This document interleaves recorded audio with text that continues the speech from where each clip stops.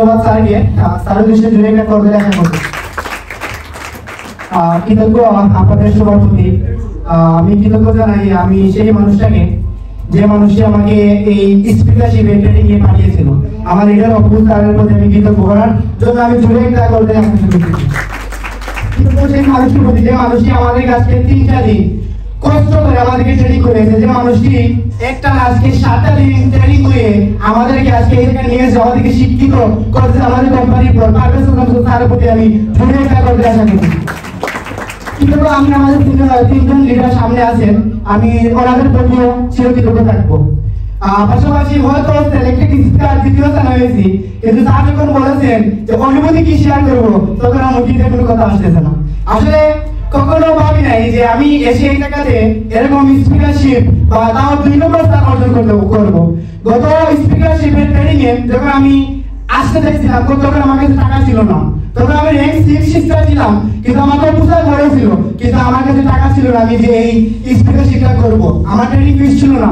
আমার এখনো মনে আছে আমি অফিসে অনেকটা মন খারাপ করেছিলাম, স্যার আমাকে বলেছিল, কিন্তু আমি যাই নাই, কারণ আমার কাছে টাকা ছিল না।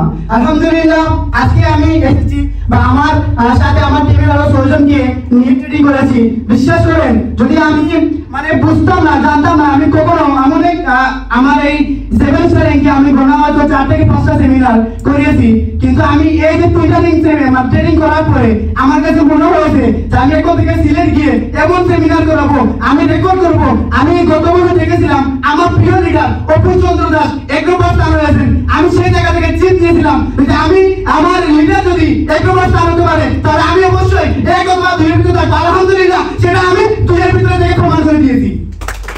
আমি আপনাকে বলতে চাই যে দেখলেন আমি কখনো ভাবি নাই যে আমি এই জায়গায় আসবো। আমি এই জায়গায় পিকচার দেখলাম অপু স্যারকে স্যাররা সেলিব্রেশন দিচ্ছে, তখন স্বপ্ন দেখেছিলাম আমি আজকে এই জায়গায় আসছি। তো আপনাদের কাছে বলতে চাই আজকে অনেকে বেস্ট পেয়েছেন, অনেকে বেস্ট পান নাই। আমি বিশ্বাস করি এই জায়গা থেকে আপনারা জিততেন। আমি বিশ্বাস করি এই জিতি হতে পারে আগামী স্পিকারশিপ আপনি হতে পারে এই জায়গার চ্যাম্পিয়ন। তো আপনি এটাই বলে আমার সত্যি শেয়ারিং শেষ করবো। সবাই আমাদের দোয়া করবেন যাতে আমি আরো ভালো কিছু করতে পারি। আসসালামু আলাইকুম।